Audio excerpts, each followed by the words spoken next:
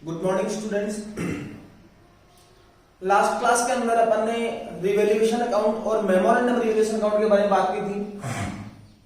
I think वो point आपको अच्छे से क्लियर हुआ होगा, समझ में आया होगा। अगर फिर भी समझ में ना आए तो मैंने लास्ट क्लास में भी कहा है, आप कॉल करके या चैट के माध्यम से मेरे से पूछ सकते हैं। आज अपना जो पॉइंट है वो है distribution of undistributed profits and losses. इस चैप्टर के बारे में अगर अपन बात करें तो थ्योरेटिकल पॉइंट ऑफ व्यू से लगभग एंड की ओर है, अर्थात कंप्लीशन की ओर है ये चैप्टर। एक टॉपिक ये बचा है, उसके बाद में लास्ट टॉपिक अपना आएगा एडजस्टमेंट ऑफ कैपिटल, पूंजी का समायोजन। ये दो ही टॉपिक है। ये टॉपिक जो है छोटा सा है, चुन्नू सा है, कोई बड़ा टॉपिक नहीं है। उसके बाद में लास्ट टॉपिक बचने वाला है अपना एडजस्टमेंट ऑफ कैपिटल, पूंजी का समायोजन। और ऐसा करते ही इस चैप्टर को थ्योरेटिकल पॉइंट ऑफ व्यू से अपन कंप्लीट कर लेंगे। तो देखो भाई, अपना पॉइंट आज जो है वो है अविपरीत लाभों एवं हानियों का विभाजन। देखो फॉर एग्जांपल, दो पार्टनर हैं ए और बी, अपनी फर्म का संचालन कर रहे थे, फर्म के व्यापार का संचालन कर रहे थे। कुछ दिनों बाद इन्होंने सोचा कि अपनी फर्म के अंदर सी जो व्यक्ति है उसको भी अपनी फर्म में पार्टनर के रूप में शामिल कर लिया जाए। ठीक है, अर्थात नया पार्टनर आ रहा है, नए पार्टनर के प्रवेश की स्थिति आ रही है। बात समझ में आ रही है। अब देखना भाई, जब ए और बी व्यापार का संचालन कर रहे थे तो हो सकता है क्योंकि भाई सब सिक्योर होकर चलना चाहते हैं।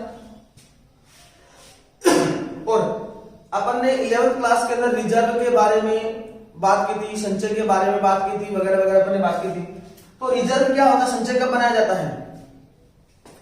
अगर फर्म ने लाभ कमाया, व्यवसाय को लाभ कमाया है, उस लाभ में से कुछ पैसा बचाकर रखना ताकि भविष्य में आने वाली कोई भी आकस्मिक जो अपना दायित्व क्रिएट हो सकता है उसका भुगतान अपन आसानी से कर सके। बात समझ में आई? अब देखो भाई, जैसे मान लो ए ने और बी ने बिजनेस किया और बिजनेस करते समय कुछ प्रॉफिट को इन्होंने बचाकर रखा। अगर इन्होंने प्रॉफिट को बचाकर रखा है तो प्रॉफिट कहां शो होगा? बैलेंस शीट के अंदर शो होगा। जैसे मान लो, या तो कुछ इन्होंने संचय बना रखे हैं, रिजर्व्स बना रखे हैं, या हो सकता है कि कोई अविकृत लाभ, कहूं तो P&L अकाउंट का CR बैलेंस, क्रेडिट बैलेंस अगर बैलेंस शीट में शो हो रहा है, इसका मतलब इन्होंने अभी लाभ को बांटा नहीं है। ऐसा हो सकता है। या ऐसा भी हो सकता है लॉस, अर्थात P&L अकाउंट का डेबिट बैलेंस। देखो भाई, CR बैलेंस बैलेंस शीट में कहां शो होते हैं? सारे लायबिलिटी साइड में। और डेबिट बैलेंस कहां शो होते हैं? असेट्स साइड में, अर्थात असेट्स का बैलेंस कौन सा होता है? डेबिट। और लायबिलिटीज का बैलेंस कौन सा होता है? क्रेडिट। ये बात अपन ने 11th क्लास में कर रखी है। बैलेंस शीट में या तो कोई रिजर्व हो, किसी प्रकार का रिजर्व हो, या लाभ हानि खाते का शेष हो, या डेबिट साइड में P&L अकाउंट का बैलेंस हो, या कोई फिक्टिशियस असेट्स हो।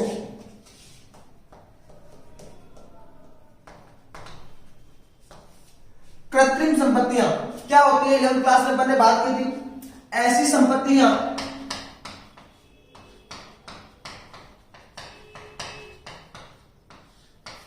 जो वास्तव में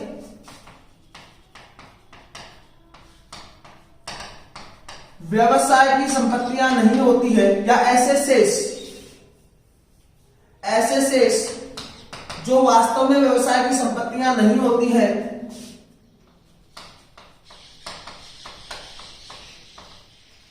परंतु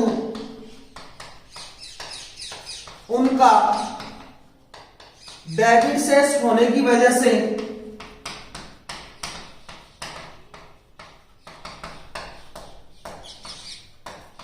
उन्हें बैलेंस शीट में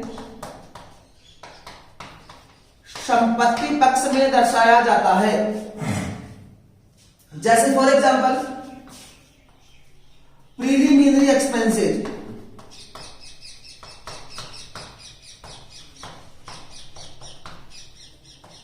प्रारंभिक खर्चे,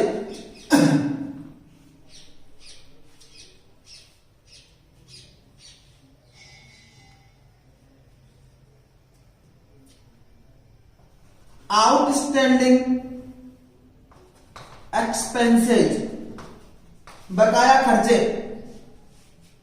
आदि आदि। अब देखना भाई, नए पार्टनर के प्रवेश से पहले यदि बैलेंस शीट में कोई भी अवितरित लाभ, जैसे रिजर्व हो गया, किसी प्रकार का रिजर्व हो गया, रिजर्व फंड हो गया, प्रॉफिट एंड लॉस अकाउंट का सीआर बैलेंस हो गया, या बैलेंस शीट की असेट साइड में या तो पीएनएल का डेबिट बैलेंस मिले या फिर कोई भी कृत्रिम संपत्ति अगर मिले, तो क्या करना पड़ेगा भाई? जैसे नया पार्टनर आएगा तो ए और बी कहेंगे, जैसे मान लो इनके पास लाभ बड़ा है तो ये क्या कहेंगे भाई, सी, मिस्टर सी, आपके आने से पहले हमने ये लाभ कमाया है तो ये लाभ हमारा होना चाहिए, इसमें इस लाभ में आपका कोई भी हिस्सा नहीं होना चाहिए। सी कहेगा भाई बिल्कुल कायदे की बात है, ठीक है, ये आपका लाभ बांट लो। फिर बात आती है हानि की, तो सी कहेगा देखो भाई ये लाभ मेरे आने से पहले कमाया है, आप ले जाओ, मुझे कोई ऐतराज नहीं है, लेकिन ये हानि भी तो मेरे आने से पहले की है, एक काम करो, इसको भी आप अपने खातों में ट्रांसफर करो, इसको भी आप घर करो, इसमें मेरा हिस्सा क्यों होगा? तो ए और बी कहेंगे बिल्कुल कायदे की बात है भाई, ठीक है, हमारा जो भी लाभ होगा वो हम ले जाएंगे और हमारी जो भी कोई अवितरित हानि होगी उसको भी हम ले जाएंगे। बात समझ में आ रही है? तो सबसे पहले अपना पॉइंट क्या है, अवितरित लाभों और हानियों का विभाजन। तो इसका इसमें क्या होगा, जब भी नया साझेदार फर्म में प्रवेश करेगा तो पुराने साझेदारों द्वारा अवितरित लाभों और हानियों को अपने पुराने लाभ हानि विभाजन अनुपात में वितरित कर लिया जाता है। बात समझ में आ रही है? नए साझेदार के देखो थ्योरेटिकल पॉइंट ऑफ व्यू से देखते हैं अपन, फिर जर्नल एंट्री देखेंगे कि लाभों को बांटेंगे तो क्या एंट्री होगी और हानियों को बांटेंगे तो क्या एंट्री होगी। नए साझेदार के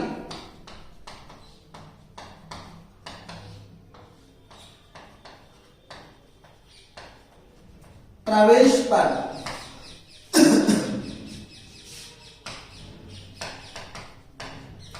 पुराने साझेदारों द्वारा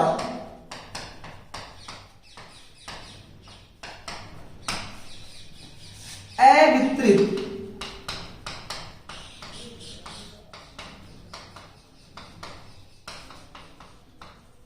लाभों एवं हानियों को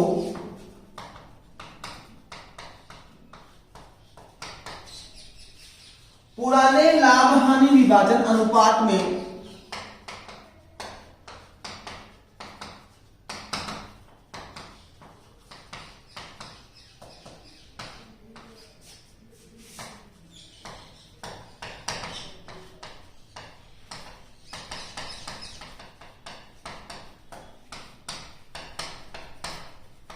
बांट लिया जाता है। क्या करेंगे, पुराने पार्टनर्स पुराने लाभ हानि विभाजन अनुपात में बांट लेंगे, कोई भी अवितरित लाभ हो या अवितरित हानि।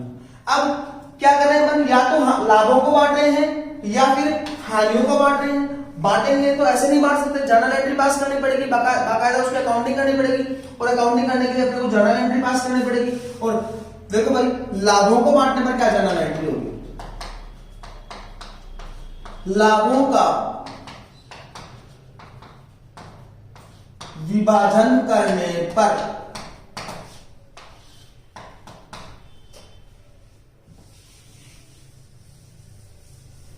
लाभों का बैलेंस कौन सा होता है, क्रेडिट। कहां दिखाए जाते हैं, बैलेंस शीट की लायबिलिटी साइड में। सीआर बैलेंस है, खत्म करना है, बांटना है, डेबिट कर देंगे। क्या करेंगे, पी&एल अकाउंट डेबिट। भाई सीआर बैलेंस था, और CR profit and loss account का सीआर बैलेंस किसको डिनोट करता है, प्रॉफिट को। या फिर reserve account debit to old partners capital account. किसी प्रकार का रिजर्व हो उसको बांट देंगे, पी&एल है उसको बांट देंगे, और मिल किसको जाएगा, पुराने पार्टनर्स को। किस रेशियो में, उनके पुराने लाभ हानि विभाजन अनुपात में। पहला काम। दूसरी बात, हानियों को बांटेंगे। कहां मिलेगी? बैलेंस शीट की एसेट साइड में। उनका बैलेंस कौन सा होगा? Debit balance. हानियों का विभाजन करने पर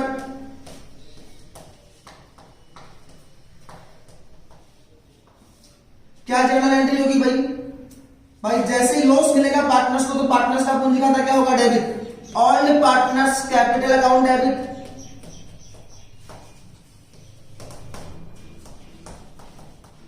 टू, या तो पीएनएल का सीआर बैलेंस, डेबिट बैलेंस मिलेगा, उसको खत्म करना तो सीआर कर लेंगे, टू पीएनएल अकाउंट। या कोई भी फिक्टिशियस असेट्स हो, to fictitious assets.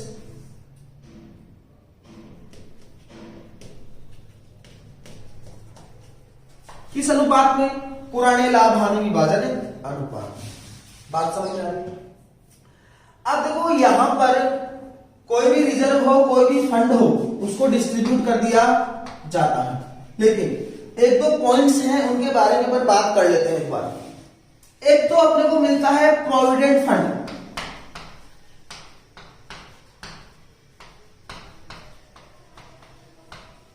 PF short में बोलते हैं इसको अपन पीएफ। प्रैक्टिकल लाइफ में ये नाम पीएफ का नाम जो है बहुत बार आपने सुना होगा कि भाई कोई भी गवर्नमेंट कर्मचारी है या कोई भी ऐसा कर्मचारी जो लिमिटेड कंपनी में, अच्छी कंपनी में काम कर रहा है, तो वहां पर पीएफ ईएसआई का पैसा करता है। फॉर एग्जांपल होता क्या है, जैसे मान लो कोई कर्मचारी है, उसकी तनख्वाह है फॉर एग्जांपल 50,000, कुल मिलाकर उसका पैसा बनता है 50,000, तो क्या उसको पूरा 50,000 मिल जाता है क्या? नहीं, इसमें से कुछ पैसा कटता है और कटने के बाद कुछ पैसा जो शेष पैसा जो बचता है वो कर्मचारी के हाथ में आ जाता है। वो मेनली जो पैसा होता है वो करता किस बात का है? वो ऑन एन एवरेज पीएफ का पैसा करता है, प्रोविडेंट फंड का पैसा करता है, ESI employ state insurance ESI का पैसा करता है, या ग्रेच्युटी सामान्यतः ये पैसे करते हैं। अब देखो भाई पीएफ और ग्रेच्युटी का पैसा जो करता है, दोनों ही कौन से पैसे हैं? दोनों ही कर्मचारी के रिटायरमेंट बेनिफिट है, अर्थात जब भी कर्मचारी रिटायर होगा तब इसको पैसा मिलेगा। ये हर महीने की तनख्वाह में से कुछ ना कुछ पैसा करता जाएगा उसके खाते में, पीएफ के खाते में, ग्रेच्युटी खाते में पैसा इकट्ठा हो जाएगा। और जब कर्मचारी 20 साल की, 25 साल की, 30 साल की सर्विस करने के बाद निकलेगा वहां से, तो उसका पैसा, खूब सारा पैसा इकट्ठा हो जाएगा और वो उसको रिटायरमेंट के टाइम पर मिल जाएगा। ईएसआई एम्प्लॉय स्टेट इंश्योरेंस, और इस पैसे से क्या होता है? कर्मचारी को मेडिकल की फैसिलिटी मिलती है। बात समझ में आ रही है? अब जो पीएफ, ग्रेच्युटी और ईएसआई का जो पैसा होता है, ये पैसा काटता कौन है? जो बिजनेस का ओनर होता है, अर्थात जो कर्मचारी का जो मालिक होता है, ओनर होता है, एम्प्लॉयर जो होता है, मालिक जो होता है, वो कर्मचारी जो है वो पैसा काटेगा, खुद काटेगा। जब भी उसको पेमेंट करेगा तो इतना पैसा कुछ पैसा काट के बाकी पेमेंट भी उसके हाथ में देगा। और ये जो पैसा बचेगा, जैसे पीएफ का पैसा काटा, कुछ परसेंटेज डिसाइड होते हैं, जितना पैसा पीएफ का कर्मचारी का काटेगा उतना का उतना ही पैसा ही जो मालिक है वो अपने जेब से मिलाएगा। ठीक है, कुछ जितना पैसा कर्मचारी का काटा है उतना परसेंटेज अपने जेब से मिलाएगा। दोनों को जोड़कर हर कर्मचारी का अलग अलग पीएफ खाता होगा, अलग अलग प्रोविडेंट फंड खातों में जमा कराना होगा। बात समझ में आ रही कि नहीं आ रही? अब देखो भाई, जैसे मान लो इस स्कूल के बारे में अगर मैं बात करें, मेरे को सैलरी मिलती है तो जैसे ही अपने सर हैं मेरे को सैलरी देंगे तो क्या करेंगे? मान लो फॉर एग्जांपल मेरा पेमेंट है 50,000 रुपए, तो क्या होगा? मेरा कुछ पीएफ का पैसा, ईएसआई का पैसा और ग्रेच्युटी का पैसा, जितना ही परसेंटेज होता है उतना पैसा काटने के बाद शेष पैसा मेरे हाथ में सैलरी के रूप में थमा देंगे। बात समझ में आ रही? अब सर क्या करेंगे? जितना पैसा मेरा पीएफ के नाम से काटा है उतना पैसा खुद मिलाकर मेरे पीएफ खाते में, अलग अलग कर्मचारी का खाता खुला रहता है, मेरे पीएफ खाते में सर जमा करवाएंगे। जिम्मेदारी किसकी है? लायबिलिटी किसकी है? बिजनेस के ओनर की जिम्मेदारी होती है। फिर जितना पैसा ग्रेच्युटी का कटा है उतना पैसा खुद मिलाकर ग्रेच्युटी खाते में जमा कराएंगे। ईएसआई का पैसा कटा है उतना पैसा खुद मिलाकर ईएसआई खाते में जमा करवाएंगे। बात समझ में आ रही है? तो यहां पर अगर अपन बात करें अगर बैलेंस शीट में प्रोविडेंट फंड मिलता है। तो भाई प्रोविडेंट फंड किसका पैसा है? पीएफ का पैसा, अर्थात पीएफ किसको मिलता है? पीएफ का पैसा किसका होता है? कर्मचारी का। इसका मतलब क्या हो गया कि अगर बैलेंस, और ये अपना काम क्या होता है, मालिक का काम क्या होता है कि ये पैसा जमा कहां पर करवाए? प्रोविडेंट फंड डिपार्टमेंट के अंदर, पीएफ डिपार्टमेंट में जमा करवाए। अब अगर अपन ने ये पैसा जमा करवा दिया तब तो बैलेंस शीट में दिखेगा ही नहीं, लेकिन अगर अपन ने इस पीएफ के पैसे को बैलेंस शीट में जमा नहीं करवाया तो कहां लिखेगा? बैलेंस शीट के अंदर शो होगा। और बैलेंस शीट कहां पर शो होगा? लायबिलिटी साइड में शो होगा। बात समझ में आ रही है? अगर बैलेंस शीट की लायबिलिटी साइड में शो होगा तो ये फंड नाम देखकर आप इसको पुराने पार्टनर्स में पुराने लाभ हानि विभाजन अनुपात में बांट मत देना। क्यों? क्योंकि ये बिजनेस की क्या है? अपनी पार्टनरशिप फर्म की क्या है? लायबिलिटी। बात समझ में आ रही कि नहीं आ रही? तो जो प्रोविडेंट फंड है वो बिजनेस की लायबिलिटी होती है। इस प्रोविडेंट फंड को आपको पुराने पार्टनर्स में पुराने लाभ हानि विभाजन अनुपात में नहीं बांटना होता है। बात समझ आ रही? ठीक है। फिर एक पॉइंट और आता है on an average.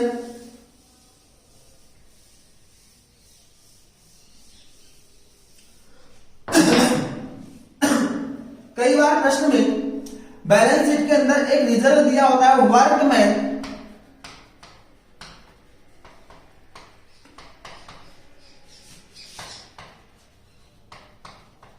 Compensation reserve,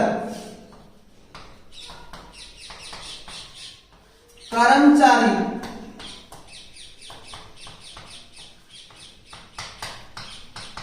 क्षतिपूर्ति कोष। बैलेंस शीट भाई कोष है, रिजर्व है, बैलेंस शीट की लायबिलिटी साइड में शो होगा। क्यों बनाते हैं? रिजर्व है, क्यों बना? ये रिजर्व क्यों बना रखा है? वर्कमैन कंपनसेशन, कर्मचारी क्षतिपूर्ति। मान लो कर्मचारी अपने यहाँ पर काम कर रहा है और उसके साथ कोई भी आपदा हो जाती है, कोई भी घटना घट जाती है, तो ऐसी कंडीशन में उसके या तो कर्मचारी जीवित रहता है तो कर्मचारी को, या उसके जो भी आश्रित हैं, उसके घरवाले जो हैं, उनको अपन क्षतिपूर्ति के तौर पर, मुआवजे के तौर पर कोई ना कोई धनराशि देते हैं। तो इसके लिए अपन पहले से कोई ना कोई रिजर्व बनाकर रखते हैं। ठीक है। अब जैसे जब नया पार्टनर अपनी फर्म में आ रहा है उस टाइम पर हो सकता है कि जैसे मान लो अपन ने 1 लाख रुपए का रिजर्व बना रखा है फॉर एग्जाम्पल, तो पहला रिजल्ट तो अपने पास आ सकता है कि वास्तव में नए पार्टनर के प्रवेश के समय वर्कमैन कंपनसेशन रिजर्व की अपने पास कर्मचारी क्षतिपूर्ति की कोई भी दायित्व नहीं है। और कोई भी दायित्व नहीं है, इसका मतलब 1 लाख रुपए का रिजर्व है, इसको पुराने पार्टनर्स के अंदर पुराने लाभ हानि विभाजन अनुपात में बांट दिया जाएगा। जर्नल एंट्री क्या बन जाएगी? Workman compensation reserve account debit to old partners capital account. पहला रिजल्ट तो यह है कि कोई भी दायित्व नहीं। दूसरा रिजल्ट क्या आ सकता है? कोष बनाने का अपन ने 1 लाख रुपए का, और दायित्व निकल कर भाई अपन संपत्ति और दायित्व का सबका पुनर्मूल्यांकन करते हैं उस टाइम पे, तो अपने को पता चला कि दायित्व 50,000 का है, या ऐसे ले लें दायित्व 60,000 रुपए का है। कोष कितना बनाएगा अपन ने? 1 लाख रुपए। कर्मचारी क्षतिपूर्ति का दायित्व कितना है अपना? 60,000 रुपए। इसका मतलब बैलेंस कितना बचा है? 40,000 रुपए। तो इसका मतलब ये हो गया कि जो शेष संचय का पैसा है उसे कौन ले जाएंगे?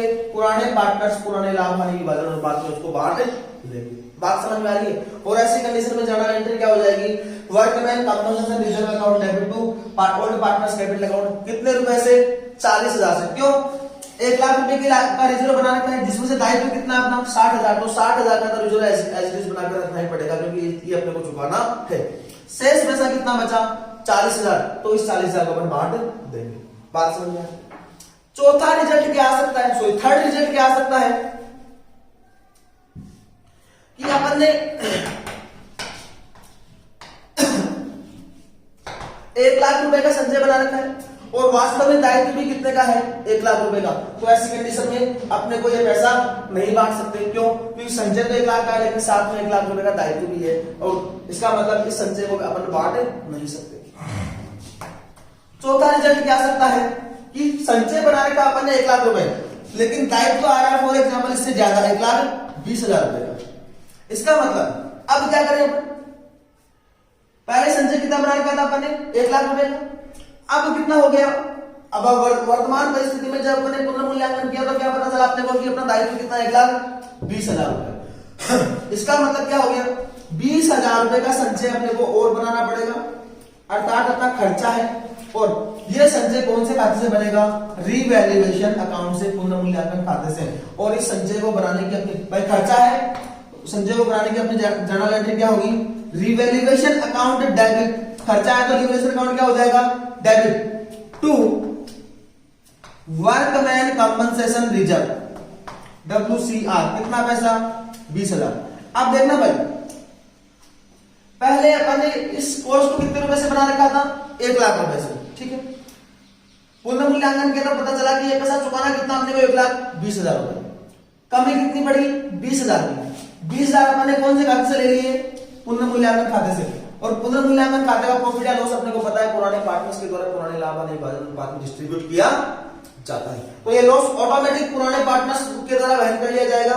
और WCR में पहले 1 लाख रुपए से CR था, 20,000 से और CR कर देंगे, नई बैलेंस शीट में जो अपना वर्कमैन कंपनसेशन रिजर्व है वो 1,20,000 रुपए आ जाएगा। बात समझ आ रही? तो ये 2 पॉइंट आपको समझाने थे, उसके अलावा इस टॉपिक में और कोई दिक्कत वाली बात नहीं है। करना क्या है, यदि कोई भी अवितरित लाभ अथवा हानि मिले तो उसे पुराने पार्टनर्स के मध्य पुराने लाभ हानि विभाजन अनुपात में डिस्ट्रीब्यूट कर दिया जाता है, ठीक है। अब इस चैप्टर का अपना लास्ट टॉपिक है भाई एडजस्टमेंट ऑफ कैपिटल, पूंजी का समायोजन।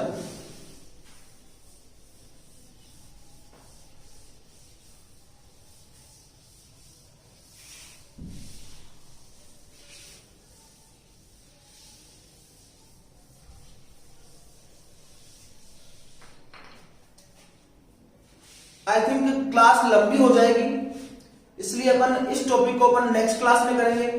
आज की क्लास में अपन इतनी बात करेंगे। Thank you.